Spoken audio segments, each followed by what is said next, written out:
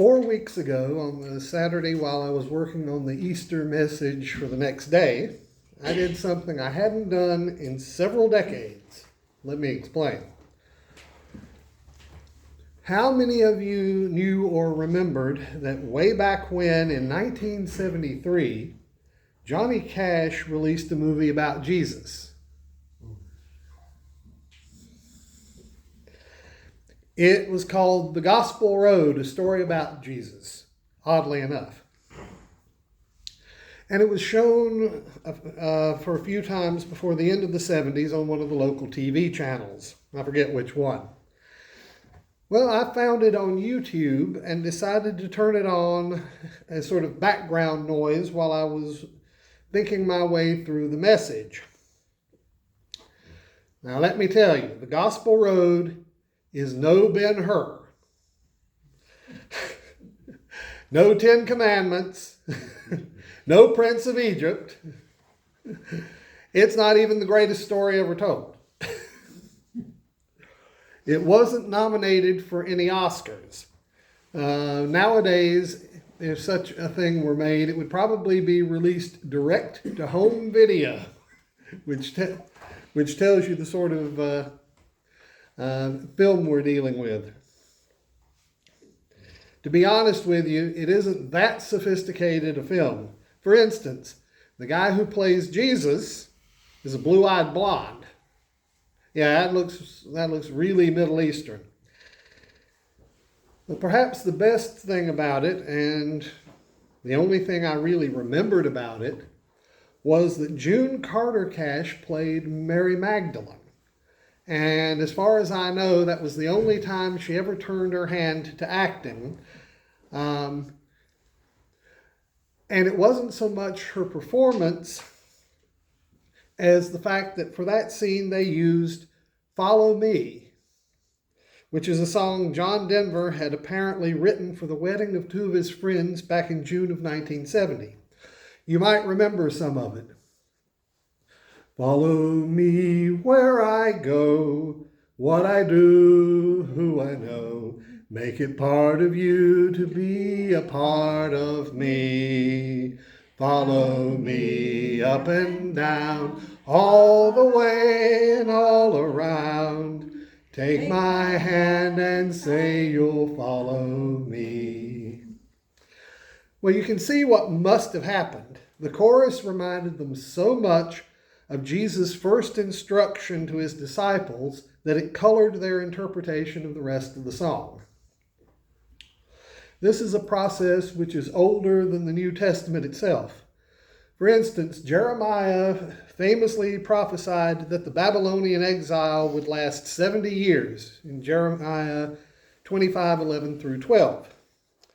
In Daniel 9, this is reinterpreted to mean 70 weeks of years, or 490 years, from the issuing of the commandment to restore and rebuild Jerusalem after the exile until the coming of the Messiah and the culmination of all things. For another example, how many of you know the reason we think of Jesus' birth happening at midnight? Anybody? Okay, the reason that we think of Jesus being born at midnight is from a passage in the 19th chapter of a book called The Wisdom of Solomon in the Apocrypha. And it talks about how God's all-powerful word leapt down at midnight from the divine throne. Of course, in the original passage, the word is actually the angel of death coming down to bring death to the firstborn of Egypt, the 10th and last plague before the Exodus. So you see how little original context can matter sometimes. Coming closer to our own day, one of my personal favorites is from Kathy's song by Paul Simon. And so you see, I have come to doubt all that I once held as true. I stand alone without beliefs. The only truth I know is you. And as I watch the drops of rain weave their weary paths and die, I know that I am like the rain, there but for the grace of you go I. Shortly before she went into the hospital for the last time, Joyce and I had a conversation, and we decided that the late Leonard Cohen seemed to have been dragged, quite possibly kicking and screaming, over into holy man territory before his death. And no, we weren't just talking about Hallelujah, about which Cohen himself said, I did write other songs. For starter, there's If It Be Your Will, the lyrics of which are worth quoting in full. If it be your will that I speak no more, and my voice be still as it was before, I will speak no more. I shall abide until I am spoken for, if it be your will. If it be your will that a voice be true from this broken hill, I will sing to you. From this broken hill, all your praises they shall ring, if it be your will to let me sing. From this broken hill, all your praises they shall ring, if it be your will to let me sing. If it be your will, if there is a choice, let the rivers fill, let the hills rejoice. Let your mercies spill on all these burning hearts in hell, if it be your will to make us well, and to draw us near, and bind us tight, all your children here, in their rags of light, in our rags of light, all dressed to kill, and end this night, if it be your will, if it be your will. Wow. Our rags of light. What a phrase. As the Apostle Paul said, we know in part and we prophesy in part, but when completion comes, what is partial will come to an end. Another good example is from Cohen, is from the song Anthem, and I know Cheryl Bridges has quoted part of it to us before. Ring the bells that still can ring, forget your perfect offering. There's a crack in everything. That's how the light gets in. With lines like that, Leonard Cohen could almost have been a Quaker, couldn't he? You even do get a similar reference in Hallelujah. You say I took the name in vain. I don't even know the name, but if I did, well, really, what's it to you? There's a blaze of light in every word. It doesn't matter which you heard, the holy or the broken. Hallelujah, hallelujah. Hallelujah, hallelujah, hallelujah.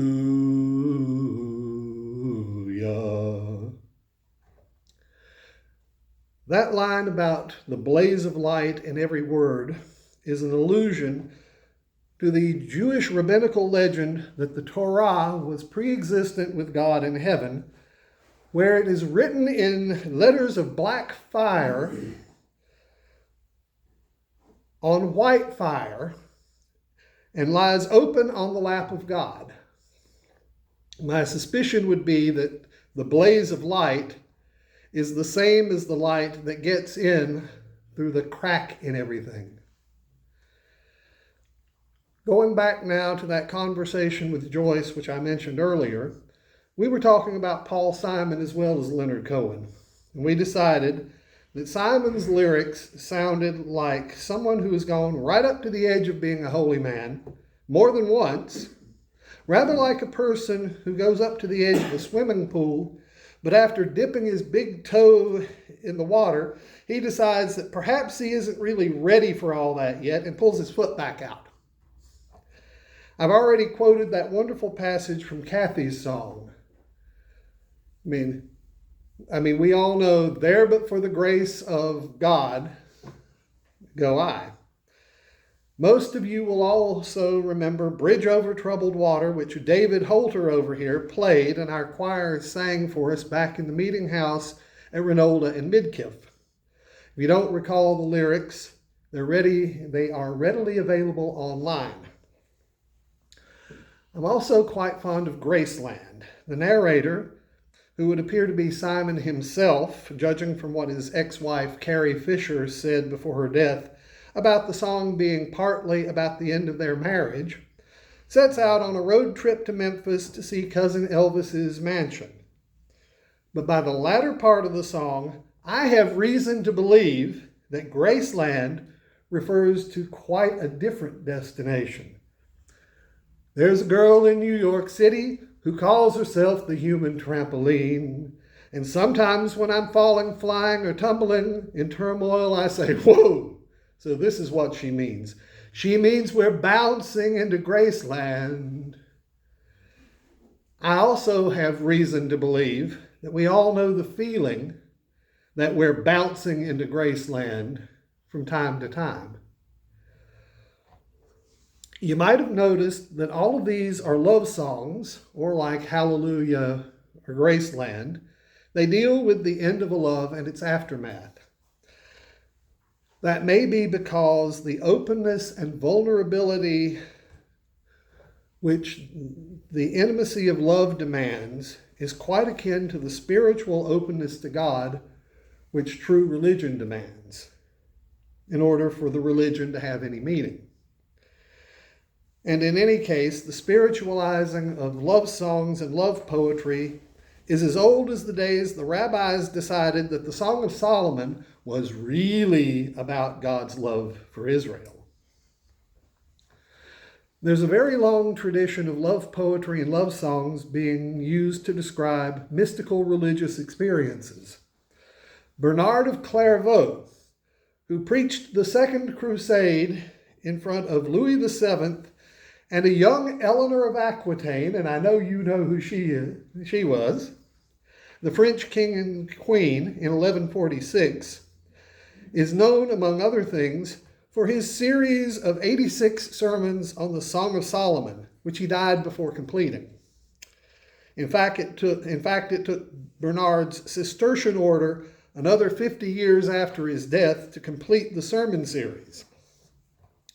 Bernard's commentary often becomes very, shall we say, intimate, suggesting that he was subordinating his romantic urges to his religious vocation as a monk. But Bernard wasn't the only one who did that. Back in the mid-90s, when Measurement Incorporated had just opened a scoring center down in Charlotte, the company sent several of us from the Greensboro site down there as team leaders on a project. I'd been told that there was a large bookstore, either a Borders or a Barnes & Noble, I can't remember which, that had a wonderful music department. So I went there one evening after work. I was looking for recordings of Hildegard of Bingen when they started playing what I thought was the most ethereal voice I had ever heard. I was transfixed. So I went up to the customer service desk in the department and asked what was on the sound system. Then I bought it. What I had heard playing was The Mask and Mirror, an album by Lorena McKennett, whose music, if you aren't familiar with it, is what you might call Celtic fusion. The track on the CD which had so caught my attention was called The Dark Night of the Soul, which is a translation of a poem by the 16th century Spanish monk and mystic St. John of the Cross, which has been set as a Spanish love song. Upon a darkened night, the flame of love was burning in my breast, and by a lantern bright I fled my house while all in quiet rest. Shrouded by the night and by the secret stair I quickly fled. The veil concealed my eyes, while all within lay quiet as the dead. O night, thou wast my guide. O night, more loving than the rising sun. O night that joined the lover to the beloved one, transforming each of them into the other. And Lorena McKenna does it much better than I just did.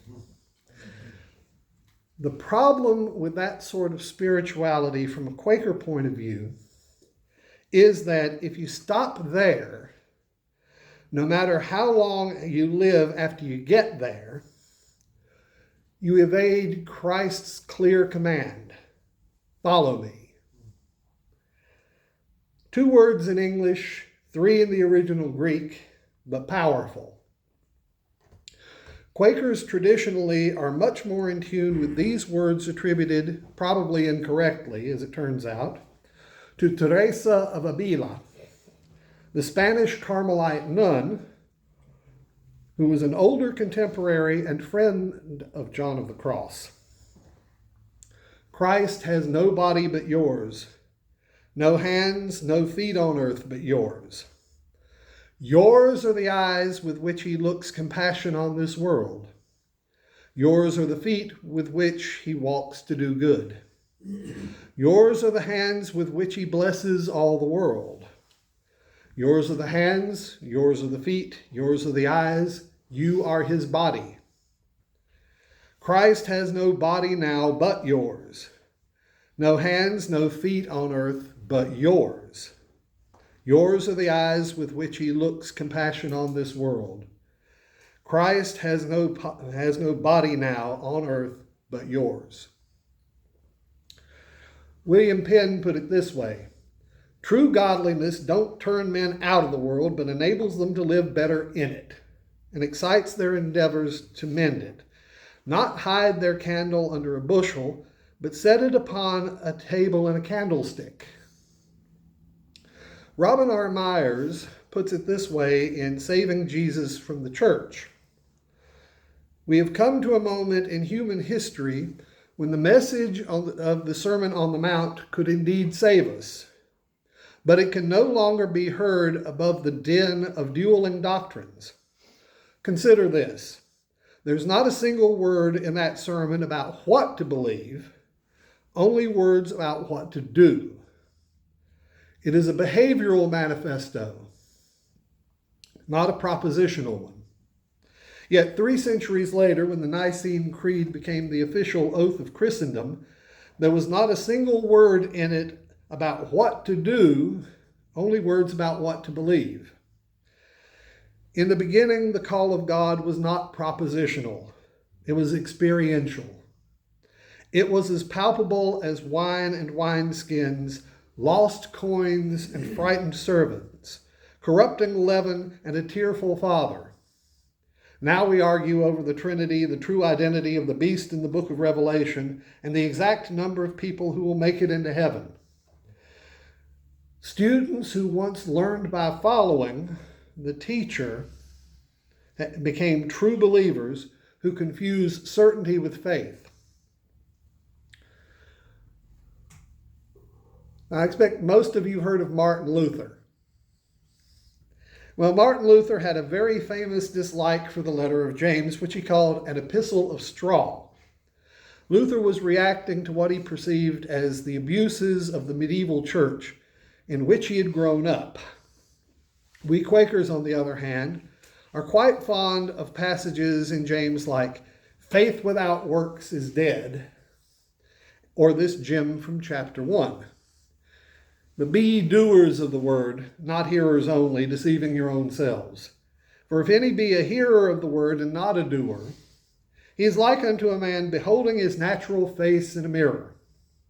For he beholdeth himself and goeth his way, and straightway forgetteth what manner of man he was. But whoso looketh into the perfect law of liberty and continueth therein, he being not a forgetful hearer, but a doer of the work, this man shall be blessed in his deed.